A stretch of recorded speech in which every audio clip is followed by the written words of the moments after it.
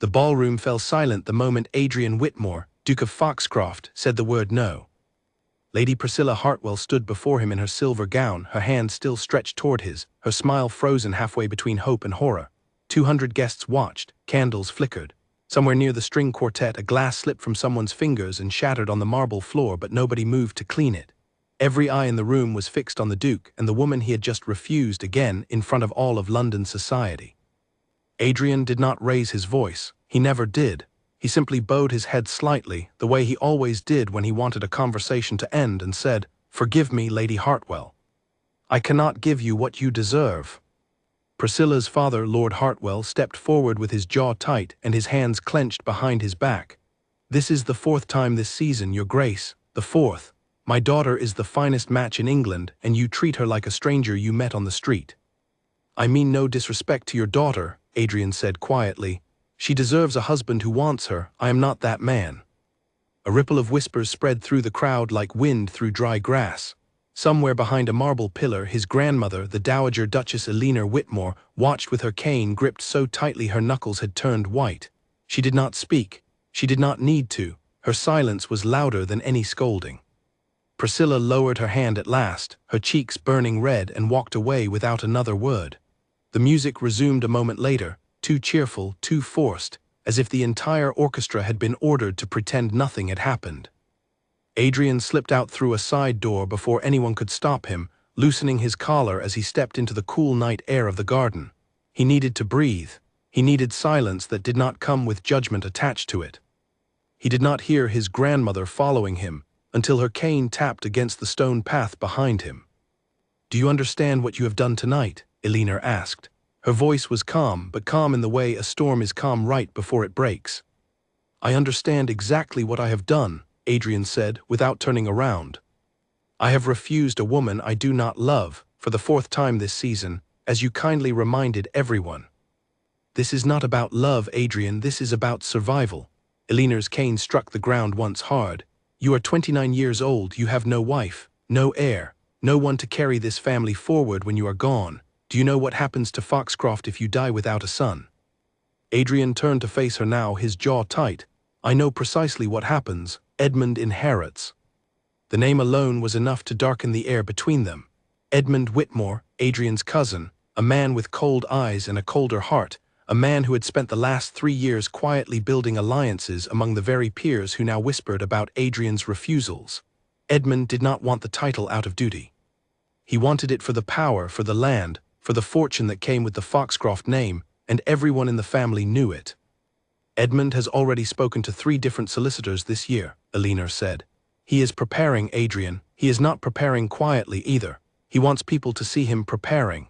He wants them to believe it is only a matter of time before this title falls into his hands, and every young woman you reject makes that belief stronger.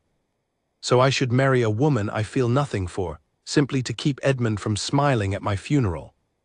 "I am not asking you to marry a woman you feel nothing for." Eleanor's voice softened, just slightly, just enough for Adrian to notice. "I am asking you to stop pretending that love is something that will fall into your lap, while you hide behind ballroom doors and garden walls." Adrian said nothing. The wind moved through the hedges around them, carrying the faint sound of violins from inside. "Your father died before he ever saw you take a wife," Eleanor continued, quieter now. "Your mother died believing you would find happiness one day the way she found it with him. I have buried a husband, a son, and a daughter-in-law, Adrian. I do not intend to bury this family's future as well, simply because you are too afraid to try." The words struck harder than she perhaps intended. Adrian's throat tightened, but he refused to let it show. He had spent years building a wall around the parts of himself that still ached from losing his parents so young, and he was not about to let it crumble in a garden at midnight, not even in front of the one person who had raised him after they were gone. "I am not afraid," he said finally. "I simply refuse to spend my life beside a woman who married a title instead of a man." "Then perhaps," Eleanor said, "you have been looking in entirely the wrong rooms." Adrian frowned. What does that mean? But Eleanor only offered a small, knowing smile, the kind she used to give him when he was a boy and had asked a question she was not yet ready to answer. "Come inside before you catch a chill, Your Grace. We will speak of this again." She turned and walked back toward the ballroom. her cane tapping steadily against the stone, leaving Adrian alone beneath the dark sky with far more questions than he had come outside with. He did not know it yet, but that single sentence, spoken so quietly among the hedges, would change the course of his entire life within the month. The following morning, the halls of Foxcroft Manor buzzed with a different kind of tension.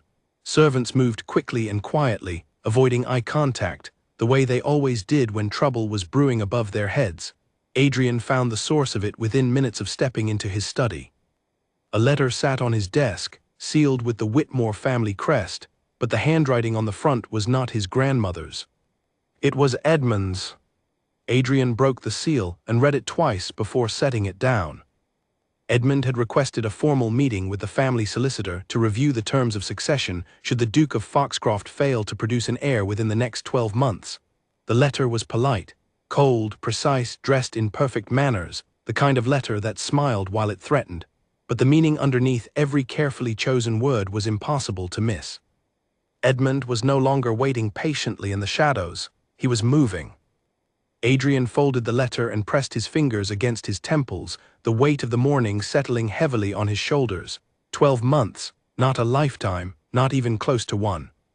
12 months to find a wife he could actually respect, actually want to stand beside, while half of London society watched and waited to see if the Duke of Foxcroft would fail exactly as his cousin was betting he would. A knock sounded at the study door. "Enter," Adrian said, tucking the letter into a drawer before his grandmother stepped inside. Elinor closed the door behind her and studied his face for a long moment. "You have read it, then? You knew about this?" "I suspected it," she said, lowering herself into the chair across from his desk. "Edmund has been too quiet these past months. Quiet men with ambition are far more dangerous than loud ones." Adrian exhaled slowly. 12 months, grandmother, he expects me to fail." "Then do not fail him," Elinor said simply. "You make it sound easy." "I make it sound necessary." She leaned forward, resting both hands on top of her cane. "I have thought of little else since last night. You refuse every woman society places in front of you because you sense correctly that they want your title more than they want you, so we will stop placing society in front of you." Adrian raised an eyebrow. "What do you propose instead?" "There is a woman," Elinor said carefully, "the daughter of a country vicar in the village near your late aunt's estate. I met her some months ago quite by accident, and I have not been able to forget her since." "A vicar's daughter," Adrian's tone was flat. "You wish me to court a woman with no title, no fortune, and no standing in society, while my cousin builds a case to take everything my father worked to protect." "I wish you to meet a woman who has never once asked me about your title," Elinor said. "Not once, Adrian, in 3 separate conversations. She asked me about my late husband, about the roses in my garden, about whether I was happy. No one has asked me that question in 20 years. Adrian said nothing for a long moment. Something in his grandmother's voice, some quiet certainty beneath the words, kept him from dismissing her outright the way he might have dismissed anyone else. "Her name," Elinor said, watching him carefully, "is Clara Bennet. And I intend to introduce you before the week is out." Outside the study window, clouds shifted over the Foxcroft estate, casting long shadows across the lawns Adrian had known his entire life. 12 months, a cousin circling like a hawk, a grandmother with a secret plan and a name she refused to explain further.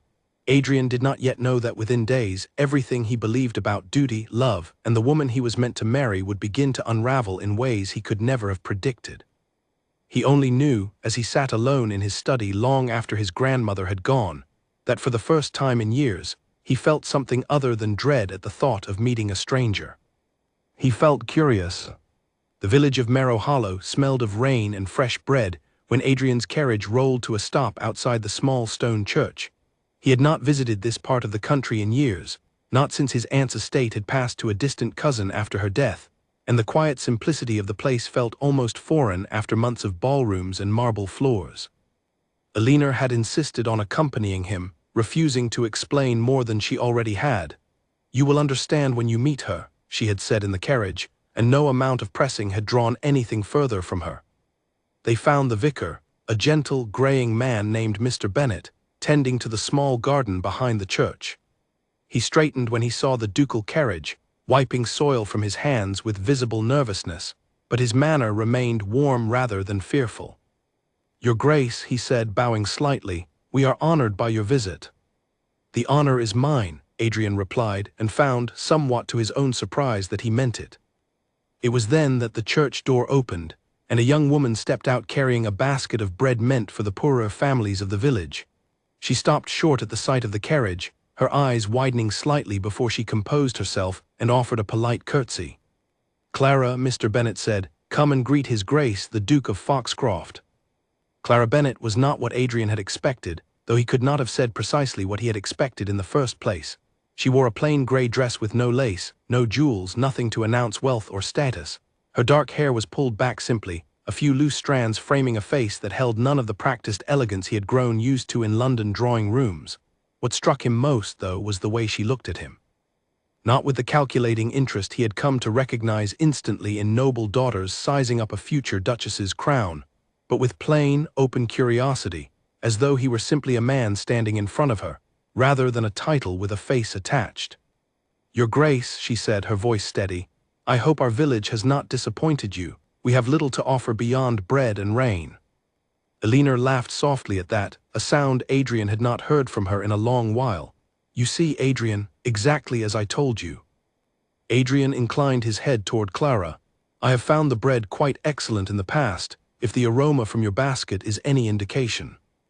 "Then perhaps you would care to try some," Clara said, holding the basket toward him without hesitation, as though he were any ordinary traveler and not a man whose family controlled half the county. Adrian took a piece, more out of surprise than hunger, and found it warm and simple and better than anything served at the endless supper parties he had grown tired of attending. "This is remarkable." "It is only bread," Clara said, amused.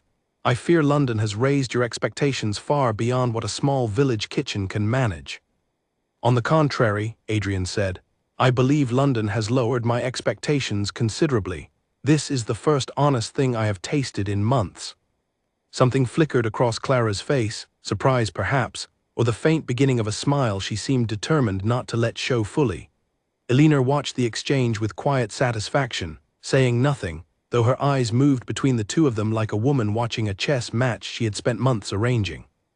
They walked together through the small village square as Mr. Bennet attended to church matters, Elinor trailing a respectful distance behind with the vicar's wife, leaving Adrian and Clara to speak more freely than either had anticipated. "You do not seem like the men my father describes when he speaks of London society," Clara said, as they passed a row of small cottages. "What does your father say of London society?" "That it is full of men who measure a woman's worth in dowries and titles, and women who measure a man's worth in the size of his estate." She glanced sideways at him, testing perhaps how he would respond to such bluntness. "I imagine that description does not please you." "It does not please me," Adrian admitted, "because it is largely true." Clara seemed surprised by his honesty. "Most men in your position would have denied it outright." "Most men in my position have not spent the last several months refusing marriage proposals from women who cannot look at him without also seeing his title reflected somewhere behind his eyes." The words left him before he fully considered them, a rare moment of unguarded honesty he had not offered anyone outside his own family in years. Clara studied him for a long moment, her expression unreadable. "And do you believe I am looking at your title now?" "I do not know yet," Adrian said honestly. "Are you?" "I am looking," Clara said slowly, "at a man who took bread from a basket without asking who baked it, who walked through a poor village without once glancing at the mud on his boots, and who admitted a very unflattering truth about himself to a stranger within 10 minutes of meeting her. I confess, Your Grace, I have not decided yet what to make of you." Adrian felt something shift in his chest, something he could not immediately name. It had been a very long time since anyone had spoken to him so plainly, without flattery, without calculation, without the careful performance he had grown so tired of witnessing in every drawing room he entered. "I would be curious to know," he said, "once you have decided." They reached the edge of the village square, where a small stone fountain trickled quietly beside a bench worn smooth by years of use. Clara set her basket down and gestured toward the bench, an invitation so simple and unpretentious that Adrian nearly laughed at how foreign it felt. "Tell me something true, your grace," she said as they sat. "Not something suitable for a ballroom, something true." Adrian considered the request longer than he expected to. "My parents died when I was 17.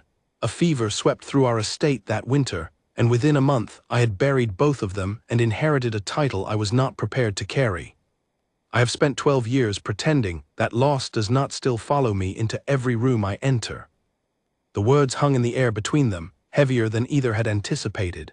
Clara did not offer the polite sympathy he had grown so tired of receiving. She did not reach for his hand or fill the silence with soft, meaningless comfort. She simply nodded slowly, as though she understood the particular weight of carrying grief no one else could see. "My mother died when I was 12, she said after a moment. "My father never remarried. He says he did not need to, that one great love was enough for an entire lifetime, though I sometimes wonder if that is simply easier for him to believe than the alternative." "Do you believe it?" Adrian asked. "I believe," Clara said carefully, "that most people settle for far less than one great love and call it practicality instead." Adrian looked at her for a long moment, the fountain trickling softly between them, the village quiet and unremarkable around them in every way except one. For the first time since his parents' deaths, he did not feel the familiar pull to retreat behind polite conversation and careful distance. He felt instead an unfamiliar and unwelcome desire to stay exactly where he was. "I should return to my grandmother," he said finally, though he made no immediate move to rise.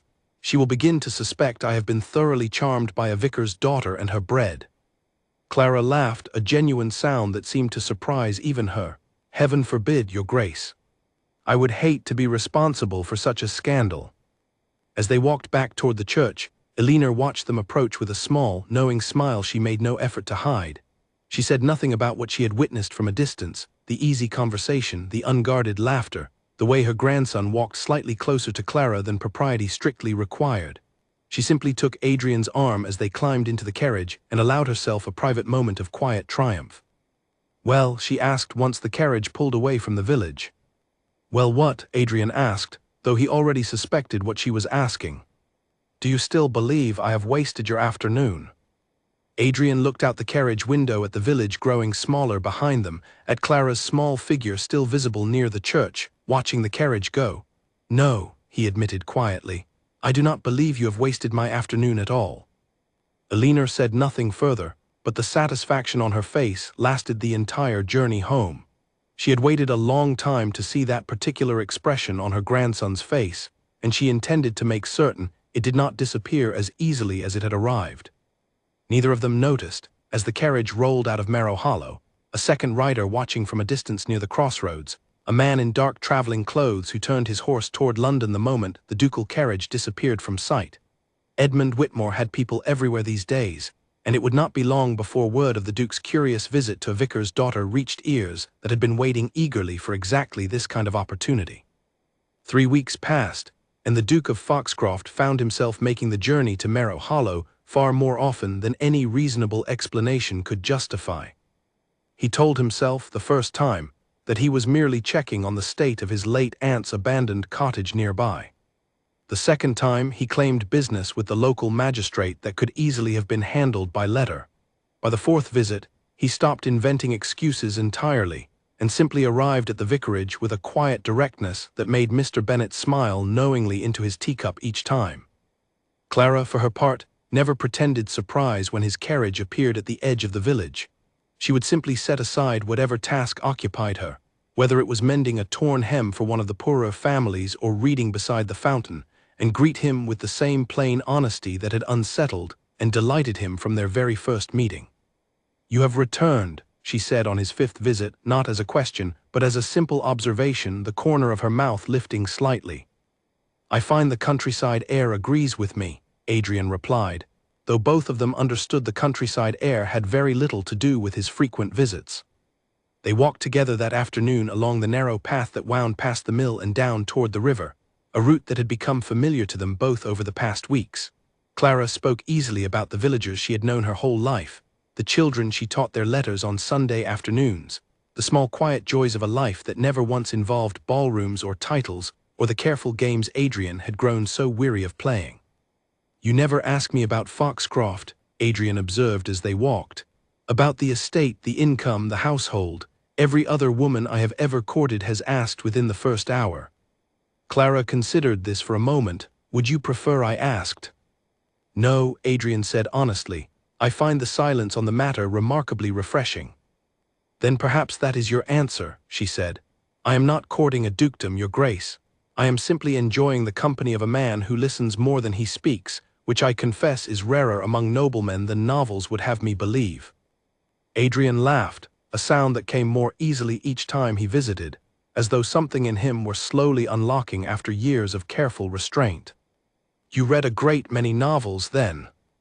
My father disapproves, Clara admitted, but yes, I find them far more honest than most conversations I have with the villagers, who tell me only what they think a vicar's daughter wishes to hear. And what do the novels tell you? Clara glanced at him sideways, a teasing glint in her eye. That dukes are either impossibly cruel or impossibly perfect, and neither seems to resemble the man walking beside me. I am relieved to hear I have failed so thoroughly to live up to fiction. You have, Clara said. Though I confess, I find the failure rather charming.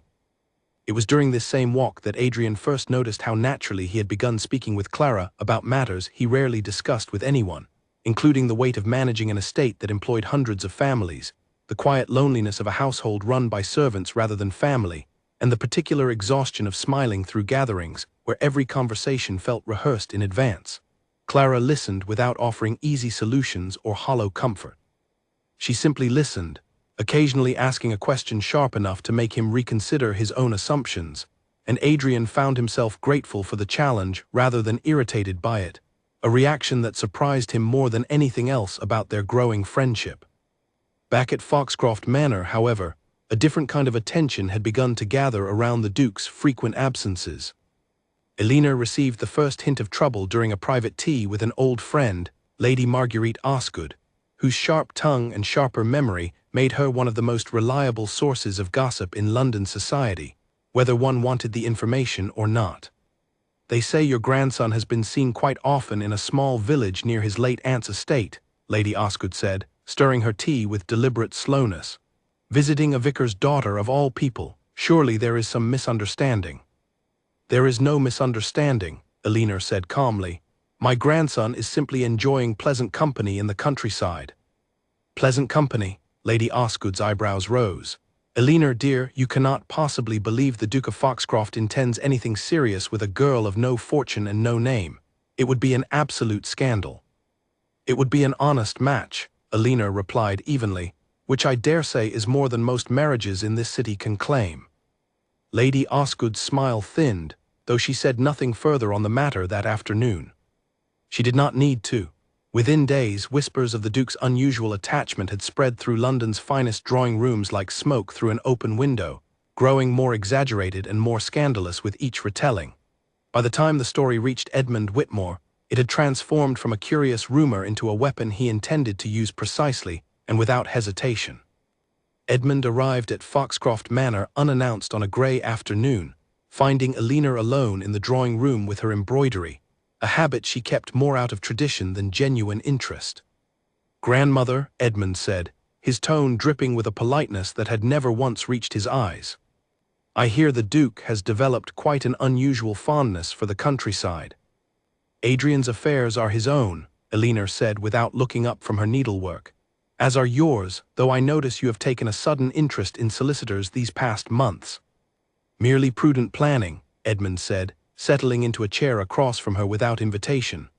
12 months remains 12 months, grandmother, regardless of how His Grace chooses to spend his afternoons in the countryside courting vicars' daughters instead of securing his line with a proper match. He is courting a woman he respects, Elena said, finally meeting Edmund's eyes with a steadiness that made him shift slightly in his seat. Something I doubt you would understand, given the manner in which you have spent the past 3 years courting solicitors instead of any woman at all. Edmund's smile tightened at the corners, though his composure held. I only wish to see the family's future secured one way or another. If Adrian intends to marry a country girl with no fortune and no standing, I imagine the peerage will have a great deal to say about it. Society does not easily forgive a duke who marries so far beneath his station, grandmother. You know this better than anyone. The words landed exactly where Edmund intended them to, though Alina's expression did not change. She had spent decades learning to hide precisely this kind of pain behind a composed face, and she was not about to let her grandson's cruelty show her hand now. "You should be careful, Edmund," she said quietly, "assuming you understand what society will or will not forgive. I have watched this city forgive far greater scandals than an honest marriage, and condemn far smaller ones than the ambition you have been quietly cultivating these past 3 years." Edmund rose, straightening his coat with unnecessary care. "I only wish the family well, grandmother, truly." He offered a small bow before leaving, though the threat beneath his words lingered in the room long after he had gone. Alina set down her embroidery once he had left, her hands trembling slightly, though not from fear. From fury, carefully controlled, the kind she had learned to master decades earlier when her own choices had been stripped from her by exactly the sort of society Edmund now threatened to weaponize against her grandson's happiness. She did not tell Adrian about Edmund's visit that day. Not yet. She wanted to give him a little more time before the storm that was surely building found its way to Marrow Hollow. That time, however, proved shorter than she hoped. Within a week, the first cruel whispers reached Clara directly, delivered not by Edmund himself, who was far too careful to dirty his own hands with such matters, but by a distant acquaintance of the Bennet family who had recently returned from a visit to London, and could not resist repeating what she had heard in the city's most fashionable drawing rooms. "They say the Duke is only amusing himself with you," the woman said one afternoon, under the guise of friendly concern, as Clara arranged flowers near the church entrance. "A passing curiosity before he returns to London and marries properly, as dukes always do. I only tell you because I would not wish to see you hurt, my dear." Clara said nothing in response beyond a polite thank you for the warning, but the words settled into her chest like a stone dropped into still water, sending ripples through every quiet certainty she had begun to build about Adrian's intentions over the past weeks. That evening, alone in her small room above the vicarage, Clara sat by the window and watched the last light fade over the hills, turning the woman's warning over in her mind again and again. She thought of every moment she and Adrian had shared, the walks, the conversations, the easy laughter that had felt, at the time, entirely genuine. She wondered now, with a doubt that felt sharper than she wanted to admit, whether she had simply been foolish enough to mistake a wealthy man's temporary fascination for something real. She did not know, as she sat alone with her doubts that night, that similar doubts were beginning to stir in Adrian as well, though for entirely different reasons. Back at Foxcroft Manor, Adrian had finally learned of Edmund's visit through one of the household staff, who mentioned it in passing without realizing the weight the information carried. When Adrian confronted his grandmother directly that evening, Alina could no longer avoid telling him the full truth of what Edmund had said, and what it likely meant for the weeks ahead. "He intends to use Clara against you," Alina said finally, unable to soften the words any further. "If society condemns the match loudly enough, it strengthens his claim that you are unfit to secure this family's future through proper means. He does not care whether you love her, Adrian. He only cares whether her presence in your life can be turned into a weapon." Adrian's jaw tightened, a familiar coldness settling over him, the same guarded expression he had worn for years before Clara had somehow, without any apparent effort, begun to soften it. "Then I will simply have to make certain he finds no weapon to use." "And how do you intend to do that?" Adrian did not answer immediately. He stood by the window instead, looking out over the darkened grounds of the estate that had been his family's for generations, weighing the growing certainty in his chest against the very real danger Edmund now posed to everything he had built, and everyone he had begun, quietly and without quite realizing it, to care for. "I do not yet know," he admitted finally, "but I refuse to let Edmund decide who I am permitted to love." The word love hung in the air between them, unplanned and unguarded, the first time Adrian had spoken it aloud regarding Clara at all. Alina said nothing, though the faint, satisfied smile that crossed her face suggested she had suspected this truth long before her grandson had been willing to admit it, even to himself. Neither of them yet knew how quickly Edmund intended to act, nor how far he was willing to go to ensure his cousin's countryside romance collapsed under the weight of a scandal carefully engineered to destroy it entirely. The invitation arrived at the vicarage on a Tuesday morning, sealed with the Foxcroft crest and written in Alina's own careful hand. requesting the presence of Clara Bennet at a small gathering to be held at Foxcroft Manor the following week. Clara read the letter 3 times before showing it to her father, uncertain whether the flutter in her chest was excitement or dread. Mr. Bennet read it slowly, his expression thoughtful, and finally set it down on the kitchen table with a quiet sigh. "You do not have to go, Clara." "I know," she said, though her voice carried little conviction. "The Dowager Duchess does not extend such invitations lightly. If you attend, people will begin to talk in earnest, far more than they already have." He studied her carefully. "Is that a risk you are prepared to take?" Clara thought of the woman's warning from weeks earlier, the whispered suggestion that she was nothing more than a passing amusement for a bored duke. She thought, too, of every quiet conversation she had shared with Adrian by the fountain, on the riverside path, in the small moments neither of them had planned but both of them had clearly wanted. She did not yet know which version of the truth to believe, and the only way to find out, she realized, was to go. "I am prepared," she said finally, "to find out the truth for myself rather than trust the gossip of strangers." The following week, Clara arrived at Foxcroft Manor in a modest blue dress that had once belonged to her mother, carefully altered to fit properly, though it could not compete with the elaborate gowns worn by the other guests already gathered in the grand hall. She felt every eye turned toward her as she entered, felt the particular silence that settles over a room when its occupants are deciding how cruel to be. Elinor greeted her warmly, taking her arm and guiding her through the hall with a protective firmness that did not go unnoticed by the watching guests. "Pay them no mind," Elinor murmured. "They are curious, nothing more." "Curiosity fades far faster than courage, my dear, and you have more courage in your smallest finger than most of them will ever possess." Adrian found her within minutes, his relief at seeing her plainly visible on his face, though he quickly composed himself for the sake of the watching room. "You came," he said quietly, echoing the same words she had once used with him in the village. "You invited me," Clara replied, though the corner of her mouth lifted slightly despite the tension coiled in her chest. They spoke for a while near the edge of the hall, Adrian introducing her to a handful of guests, whose reactions ranged from polite curiosity to barely concealed disdain. Clara held her composure through each exchange, answering questions about her father's parish and her modest upbringing with a calm honesty that seemed, to her surprise, to win over at least a few of the more open-minded guests in attendance. It was Lady Vivian Ashcombe, however, who proved determined to unsettle her. Lady Vivian, one of Adrian's earlier rejected suitors, approached with a smile too sharp to be genuine, her eyes moving over Clara's altered gown with obvious calculation. "How refreshing," she said, "to see His Grace entertaining someone so entirely different from his usual company.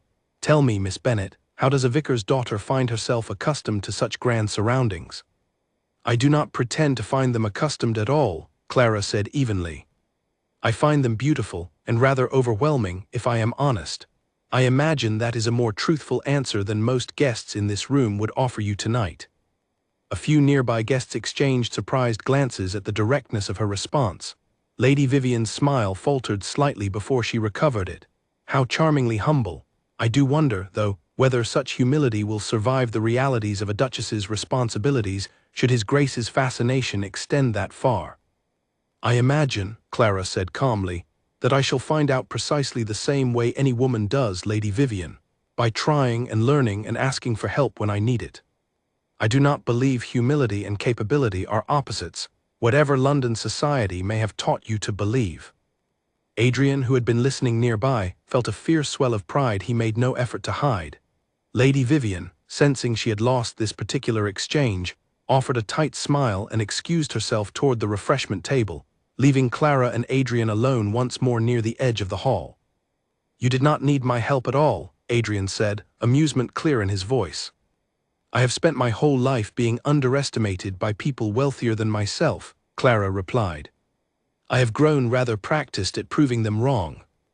It was in that moment, watching her stand unshaken amid a room full of people determined to make her feel small, that Adrian understood with sudden and complete clarity exactly what his grandmother had seen in her from the very beginning. Clara Bennet did not want his title. She did not even particularly want the grandeur surrounding them now. She simply refused to be diminished by either, and that quiet, unshakable strength was something Adrian had never once encountered in any woman society had placed before him.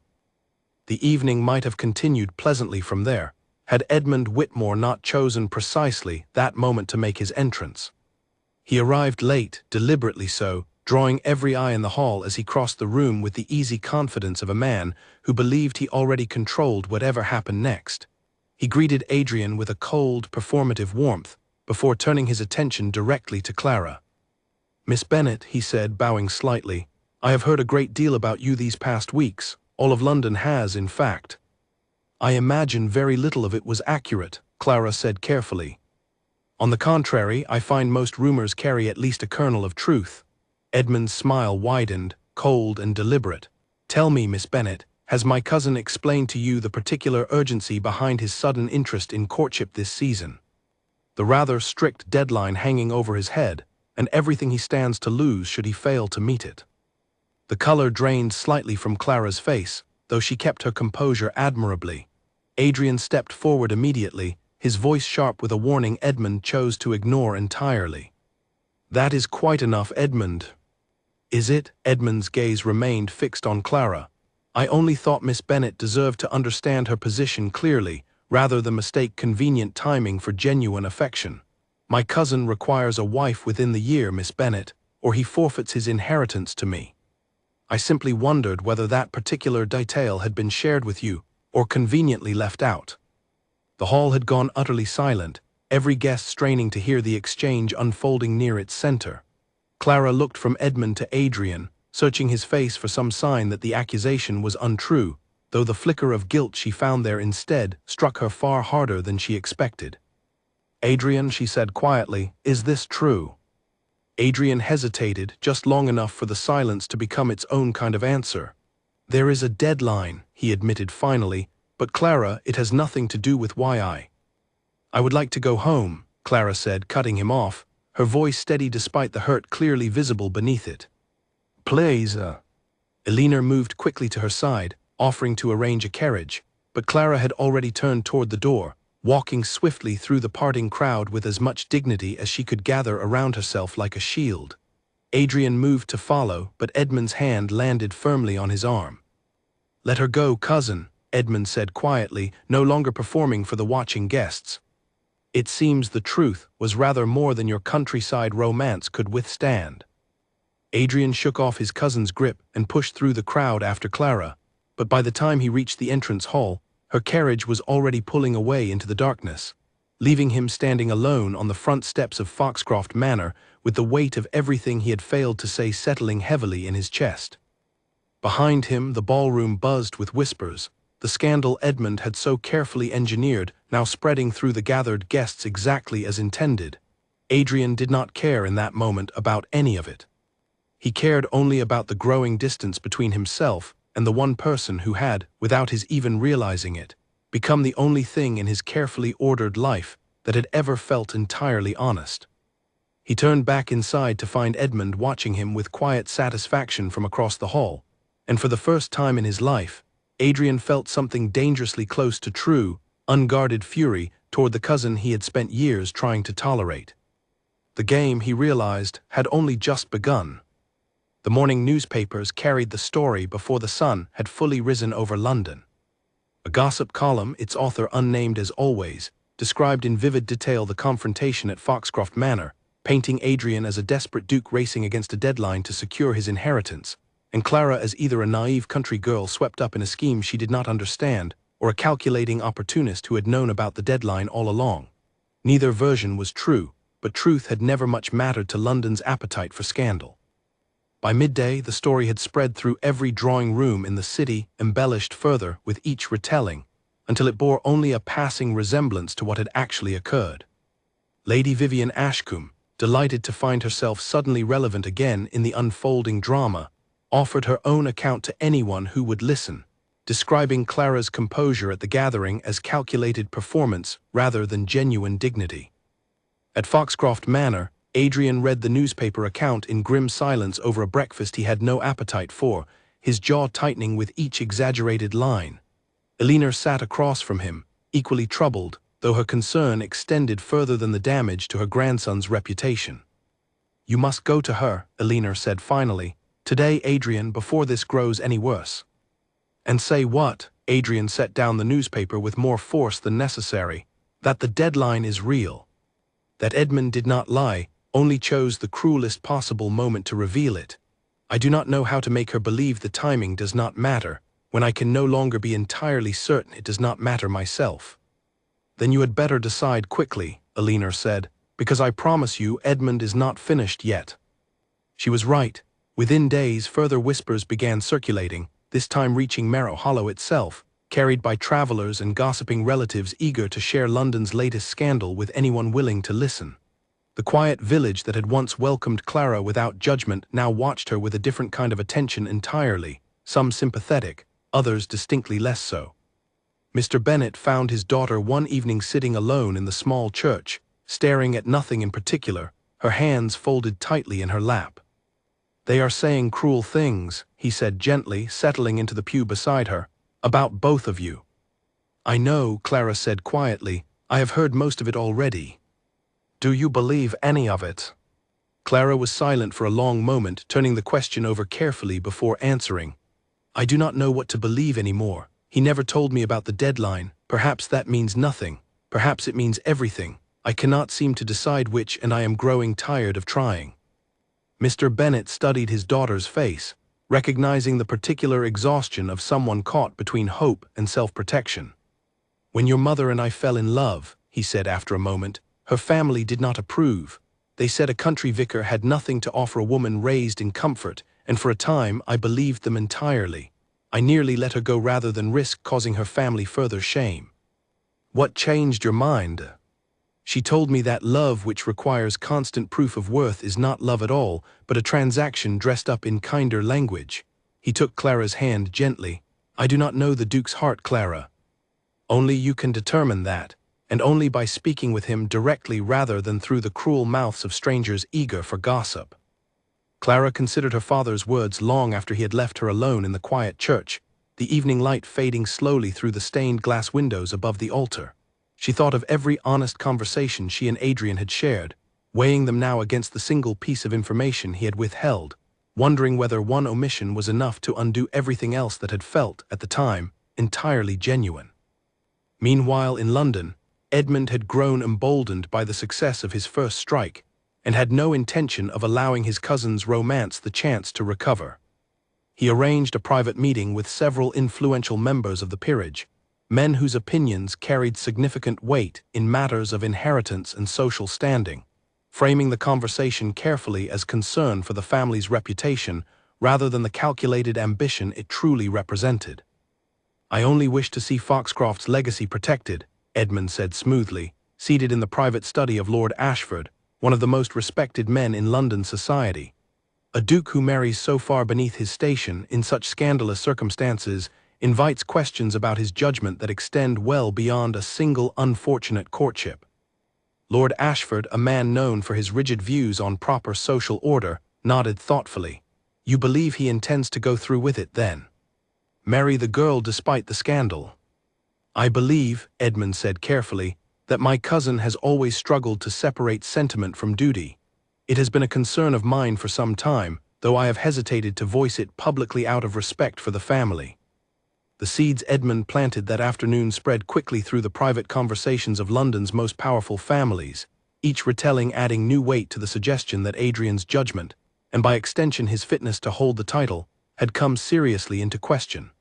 It was a slower, subtler attack than the public confrontation at the gathering, but far more dangerous for exactly that reason. Adrian felt the shift almost immediately. Invitations that would once have arrived without hesitation grew noticeably sparse. Old acquaintances offered polite but distant greetings when he encountered them, their eyes carrying a wariness that had not existed weeks earlier. Even members of his own household staff began exchanging worried glances whenever the subject of the upcoming inheritance review arose in overheard conversation. He finally rode to Marrow Hollow himself nearly 2 weeks after the disastrous gathering, unable to bear the growing distance between himself and Clara any longer, regardless of how the visit might be perceived by watching eyes. He found her in the church garden, tending to the same roses she had been tending the very first day they met, and the familiarity of the sight struck him with unexpected force. "Clara." She straightened slowly, her expression carefully guarded in a way that had never existed between them before that terrible evening. "Your Grace." The formality of the address landed like a blow. "Please," Adrian said quietly, "do not call me that, not you." "What would you have me call you then?" Clara asked, her voice steady but cool. "I have spent the past 2 weeks reading about myself in newspapers I have never subscribed to, listening to villagers whisper about whether I schemed my way into a duke's affections or was simply too foolish to notice I was being used to secure his inheritance. I confess, Your Grace, I am no longer entirely certain what to call you either." "I did not use you," Adrian said, the words coming out rougher than he intended. "I should have told you about the deadline the moment I understood how deeply I had come to care for you. That was a failure on my part, and I do not ask you to forgive it easily. But do not mistake my silence for deception, Clara. I did not court you to save an inheritance. I courted you because from the very first afternoon, in this very garden, you made me feel like a man instead of a title for the first time since my parents died." Clara's composure wavered slightly, though she did not yet allow herself to soften entirely. "How am I to know the difference, Adrian? How am I to know whether you feel what you claim to feel, or whether desperation has simply made you very good at convincing yourself it is love? I do not know how to prove a feeling to someone who has decided not to trust it," Adrian said honestly. "I can only tell you that the deadline exists, and that I would still be standing in this garden today even if it did not." The silence between them stretched long and uncertain, broken only by the quiet trickle of the nearby fountain and the distant sound of village life continuing on, indifferent to the fragile moment unfolding within the church walls. "I need time," Clara said finally. "I cannot simply decide to trust you again because you have asked me nicely, Adrian. Not after everything that has been said, and everything I still do not understand." Adrian nodded slowly, though the ache in his chest made the gesture difficult. "I will wait," he said, "as long as you need." But even as he said the words, he knew, with the same certainty that had settled over Alina weeks earlier, that time was the one thing Edmund had no intention of allowing either of them. He rode back to Foxcroft Manor that evening with a heaviness he had not felt since the earliest days after his parents' deaths, uncertain whether the growing distance between himself and Clara could truly be repaired before Edmund's careful campaign finished the work of destroying it entirely. What he did not yet know was that Edmund's ambitions had grown considerably bolder in the days since the gathering, and that his cousin's next move would strike far closer to the heart of everything Adrian held dear than any newspaper scandal ever could. Edmund's next move arrived not as gossip, but as a formal letter delivered to the bishop overseeing the parish at Marrow Hollow, questioning whether Mr. Bennet's judgment as a vicar could be trusted, given his daughter's involvement in what the letter described as a scandal threatening the integrity of one of England's oldest noble families.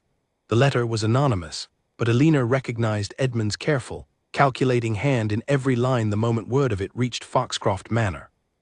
Mr. Bennet received notice that his position would be formally reviewed within the month, a review that could, in the worst circumstances, result in the loss of his parish entirely, leaving both himself and Clara without home or income.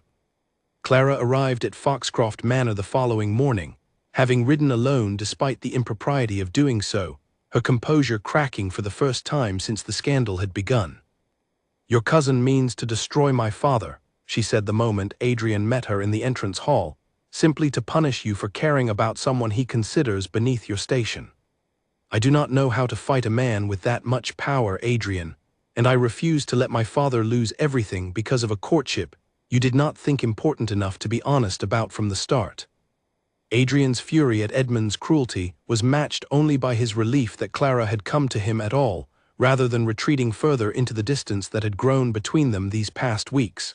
"I will not let that happen," he said firmly. "I promise you, Clara, whatever it takes."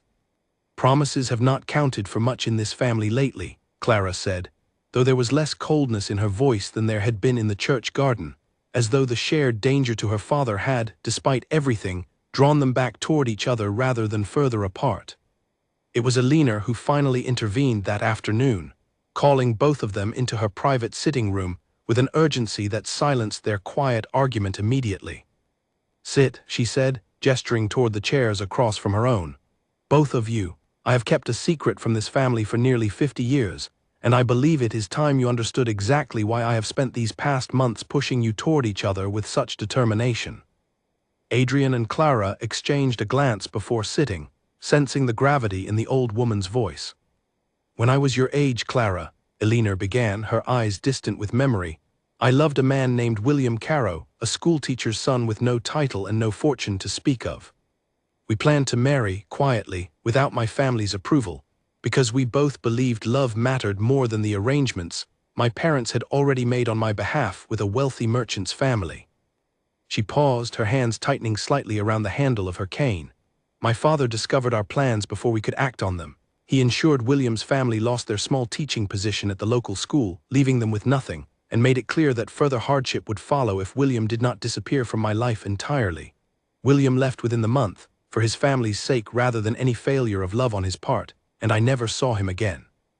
I married your grandfather within the year, an arrangement my family considered far more suitable, and I spent the better part of the following decade convincing myself I had made the correct choice."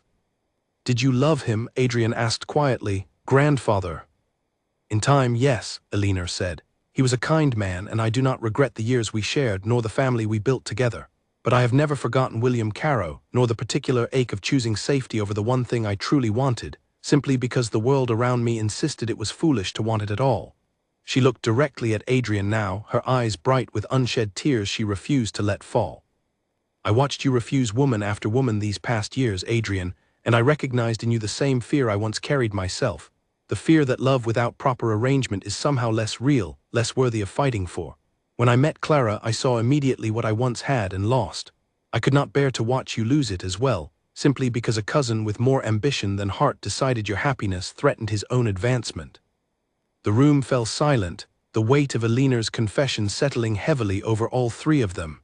Clara reached out, without quite thinking about the propriety of the gesture, and took the old woman's hand gently in her own. "I am so sorry," she said softly. "Do not be sorry," Eleanor said, composing herself with visible effort. "Be determined instead. I did not fight for what I wanted all those years ago, and I have carried that regret through every year since. I will not allow either of you to carry the same regret, not while I still have breath left to prevent it." Adrian rose and crossed to his grandmother's chair, kneeling beside it and taking her other hand in his own. "What do you suggest we do then? Edmund has already begun destroying Mr. Bennet's reputation. He will not stop simply because we understand his motives more clearly now." Eleanor's expression hardened, the grief in her eyes replaced by something far more determined. "Then we stop reacting to Edmund's moves and begin making our own instead. I have spent 50 years watching this family's politics unfold from the shadows, Adrian. I know exactly which levers can be pulled, and precisely which allies your cousin has not yet secured." She outlined her plan carefully over the following hour, drawing on decades of carefully cultivated relationships within London society, connections Edmund had never bothered to notice because he had always underestimated the quiet influence of a dowager duchess he considered largely irrelevant to his ambitions. Eleanor intended to call in favors from families who owed the Foxcroft name loyalty going back generations, to quietly counter the whispers Edmund had spread with a more accurate account of events, and most importantly, to ensure Mr. Bennet's review before the bishop received support from voices Edmund could not easily dismiss. "But this will only slow him," Adrian said. "It will not stop him entirely." "No," Eleanor agreed. "For that you will need to make a decision, Adrian, and make it publicly, in a way that leaves no room for Edmund to twist the truth any further." She looked between her grandson and Clara with a directness that left no doubt about what she meant. "You will need to decide, once and for all, whether you intend to marry this woman, and whether you are prepared to fight for that choice regardless of what it costs you socially, financially, or otherwise." Clara's breath caught slightly at the word marry, spoken so plainly and directly after weeks of uncertainty and doubt. She looked at Adrian, searching his face for the same hesitation that had once made her question everything between them, but found instead a steadiness that had not been there during their difficult conversation in the church garden. "I have already decided," Adrian said quietly, though his eyes remained fixed on Clara rather than his grandmother. "I decided the moment I saw Clara's carriage disappear down that road after the gathering, and realized I would rather lose the entire Foxcroft inheritance than lose the chance to make things right with her." That is a very large statement to make, Clara said, though her voice trembled slightly with something that was no longer entirely doubt. It is the truth, Adrian said simply. I have spent 12 years since my parents' deaths building walls around myself, convinced that duty and love could never truly coexist without one destroying the other. You proved me wrong within an afternoon of bread and rain in a village I had never properly visited before. I am done pretending otherwise simply because my cousin has decided our happiness threatens his ambitions. Clara felt the last of her carefully guarded doubt begin to crumble, replaced by something warmer and far more certain than she had allowed herself to feel since the disastrous evening at Foxcroft Manor. And if I say yes, she said carefully, what happens to my father's parish? What happens to the villagers who depend on him, if Edmund continues his campaign regardless of our decision? Then we fight for them as well, Elinor said firmly, before Adrian could answer. I did not survive 50 years in this family's politics by allowing men like Edmund to believe they hold all the power simply because they shout the loudest. We will protect your father, Clara, I give you my word. Clara looked between grandmother and grandson, feeling for the first time in weeks the fragile beginnings of hope, rather than dread settling into her chest. She did not yet give Adrian her final answer that afternoon, though the warmth returning to her expression suggested the answer was no longer truly in doubt. What none of them yet knew was that Edmund, sensing the momentum beginning to shift against him, had already set in motion a far more drastic plan, one that would force the entire conflict to its breaking point far sooner than any of them anticipated, and in a manner none of them could have fully prepared for.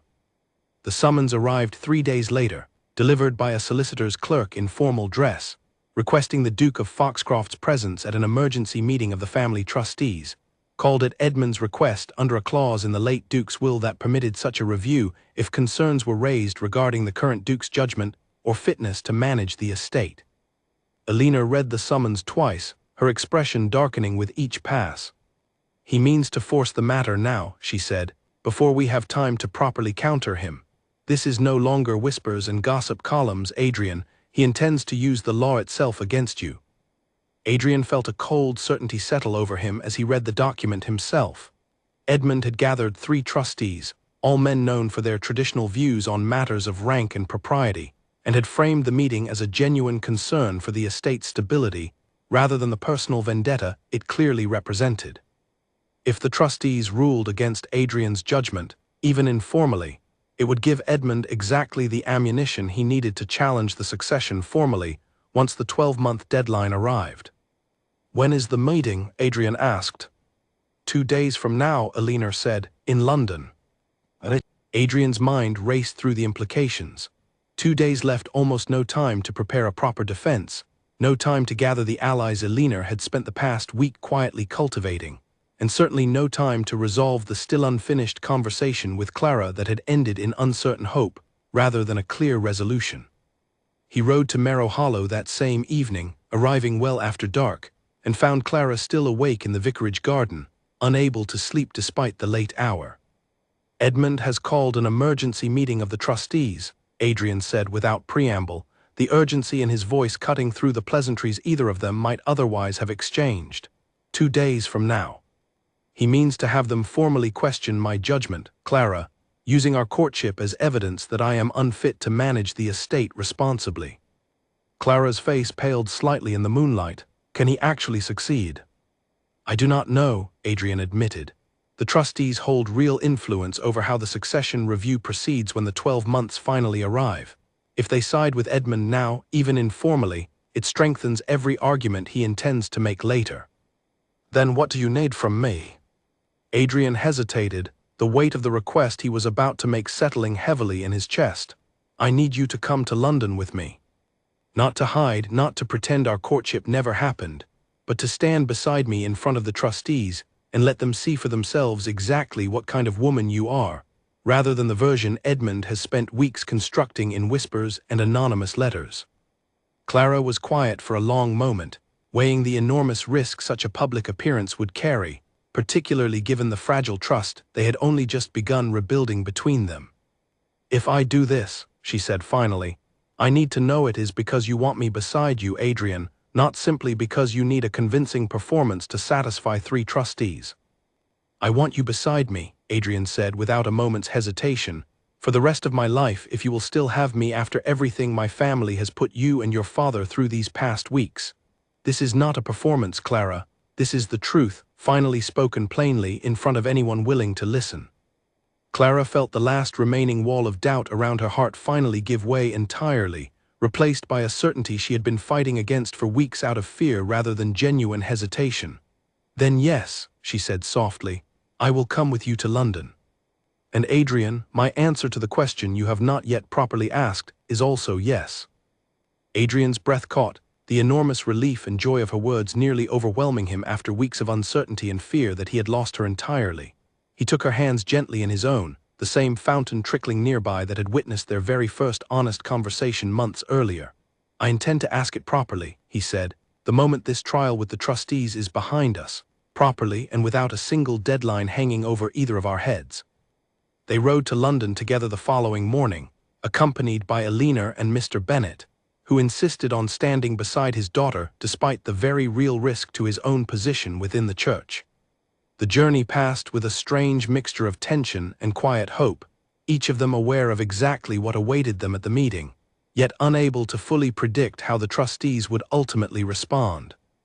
The meeting took place in a formal chamber within the family's London townhouse, the three trustees seated behind a long table, Edmund positioned confidently beside them with the particular ease of a man who believed the outcome was already decided in his favor.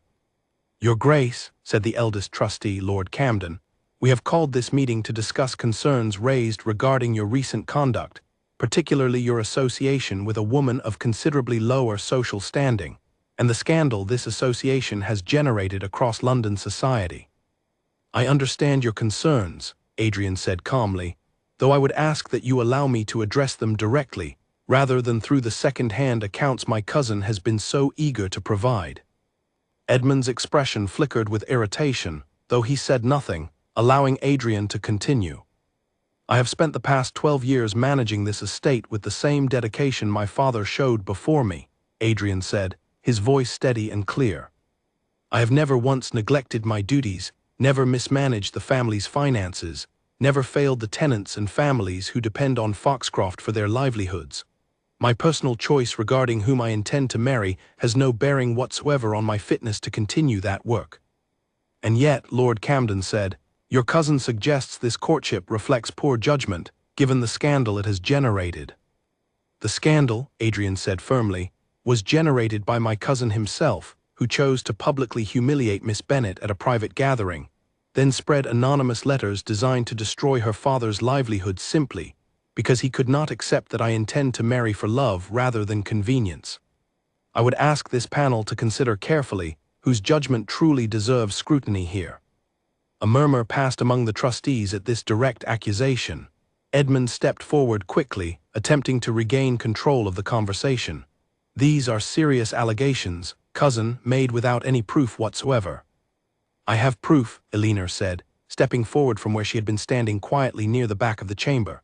She produced a small bundle of letters, carefully preserved, including correspondence between Edmund and the solicitors he had consulted regarding the succession, as well as a copy of the anonymous letter sent to the bishop, which one of Elena's carefully cultivated allies had managed to trace back to Edmund's own solicitor through careful and discreet inquiry.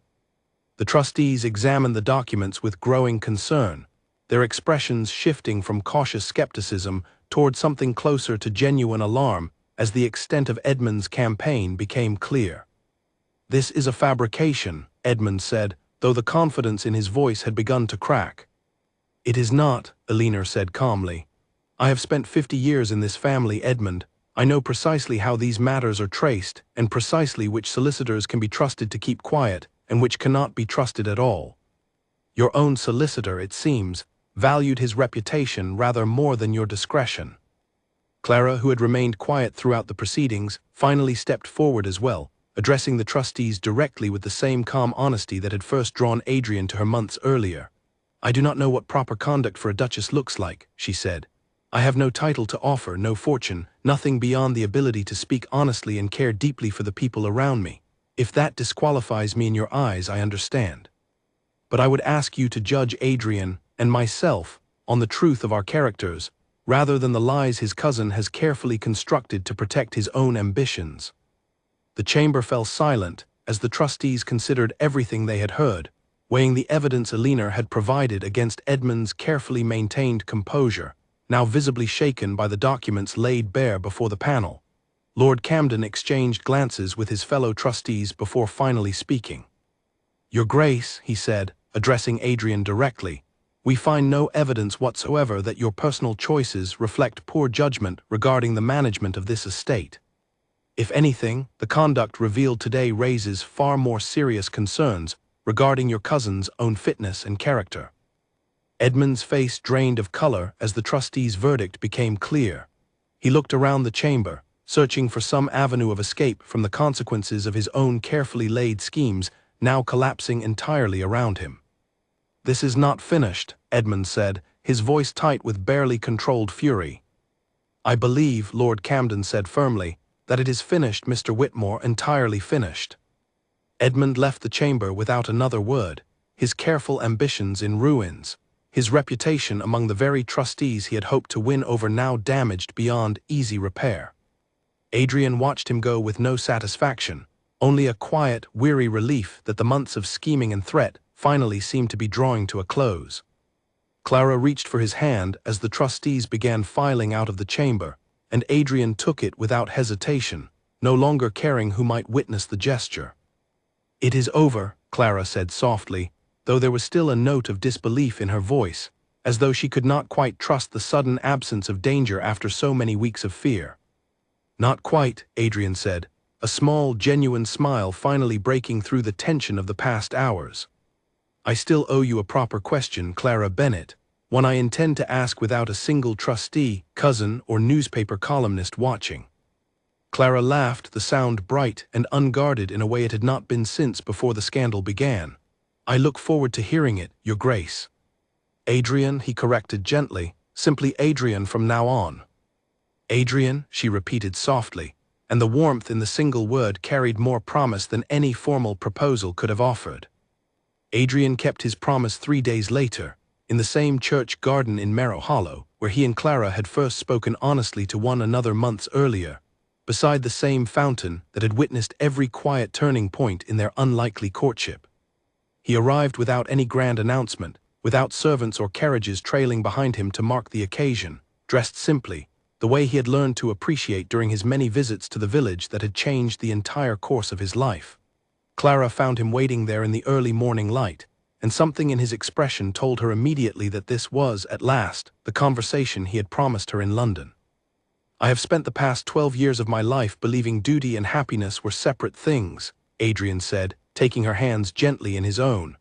"That a man in my position could manage one or the other, but rarely both at once. You proved me wrong the very first afternoon we met, Clara, over bread and rain, and a conversation I did not know I needed until I was already having it." He knelt then in the soft grass beside the fountain, and Clara felt her breath catch as she understood exactly what was happening. "I do not offer you an easy life," Adrian continued. "I offer you scandal that has not yet fully faded, a cousin who may still resent us both for years to come, and a title that will demand more of you than any vicar's daughter could reasonably expect to carry. But I also offer you everything else I have learned to want because of you: honesty, partnership. A love that does not require you to become someone you are not, simply to fit comfortably into rooms that were never built with people like us in mind." He looked up at her, his eyes steady despite the vulnerability plain across his face. "Clara Bennett, will you marry me?" Clara did not hesitate, though tears blurred her vision as she pulled him gently back to his feet. "Yes," she said, laughing and crying at once. "Yes, Adrian, of course, yes." He kissed her then, softly, in the quiet morning light of the village that had given them both something neither had expected to find, and for a long moment, neither of them thought of trustees or cousins, or the scandal that had nearly torn them apart before it had properly begun. News of the engagement spread through London far more quickly than either of them anticipated, though this time, the reaction proved considerably kinder than the cruel whispers of previous weeks.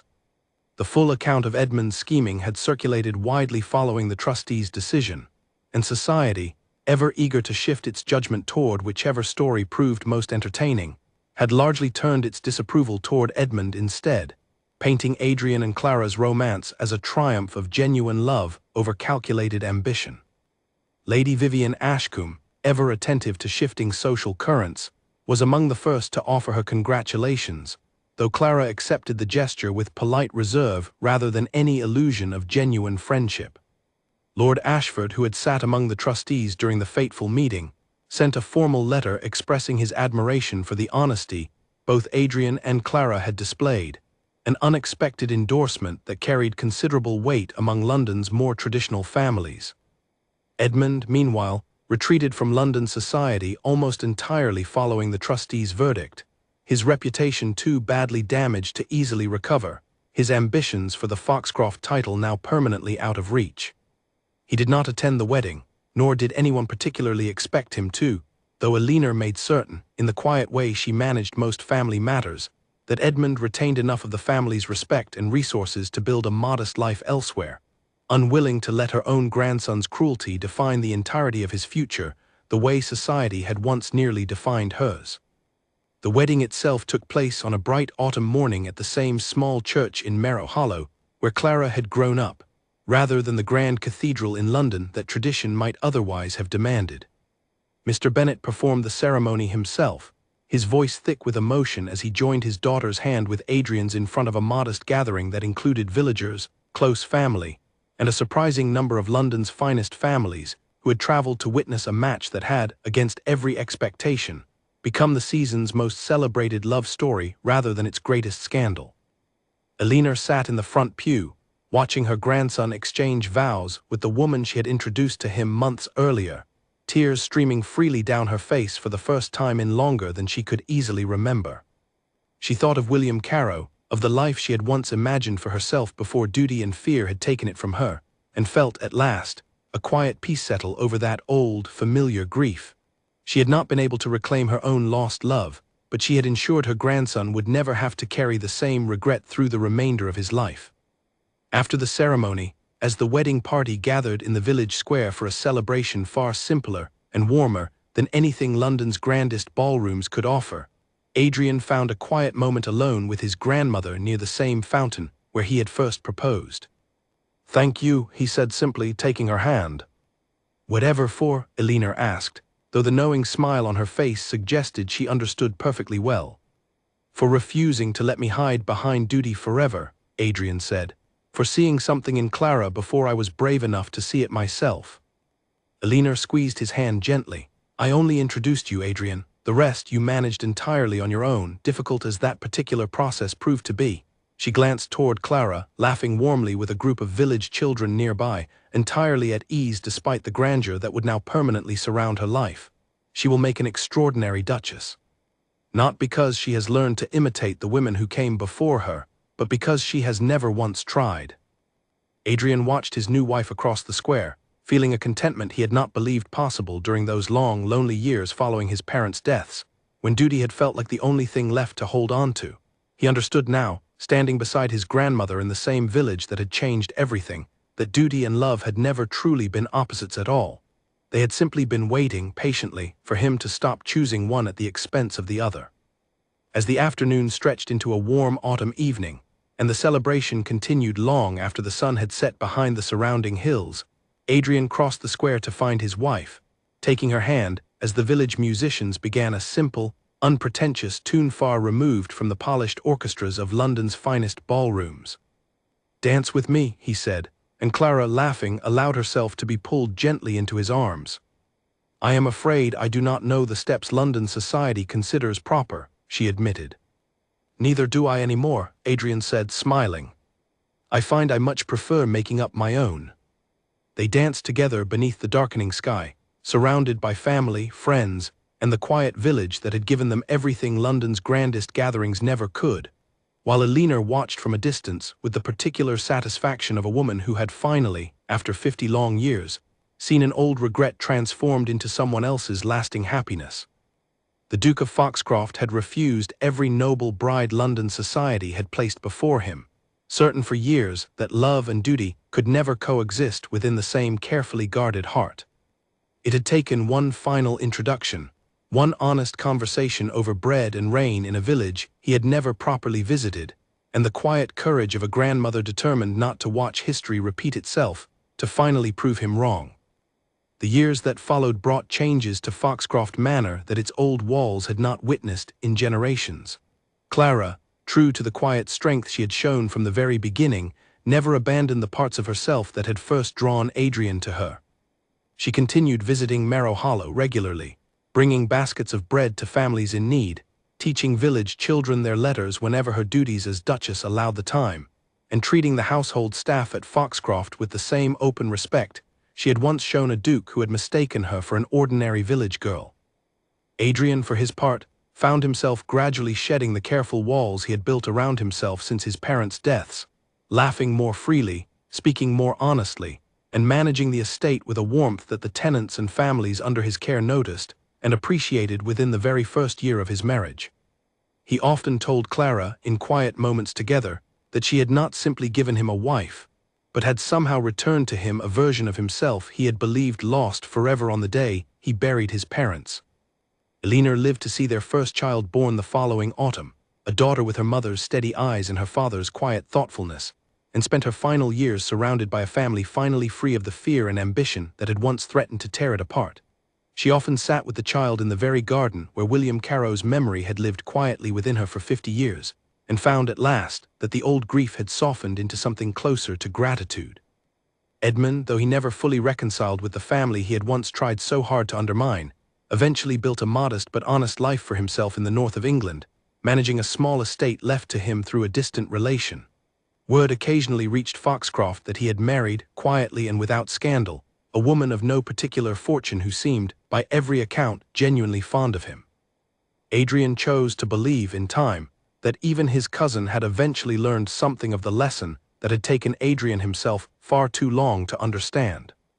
Clara and Adrian's love story became, in the years that followed, something of a quiet legend among the families of London society, whispered not with scandal but with something closer to admiration.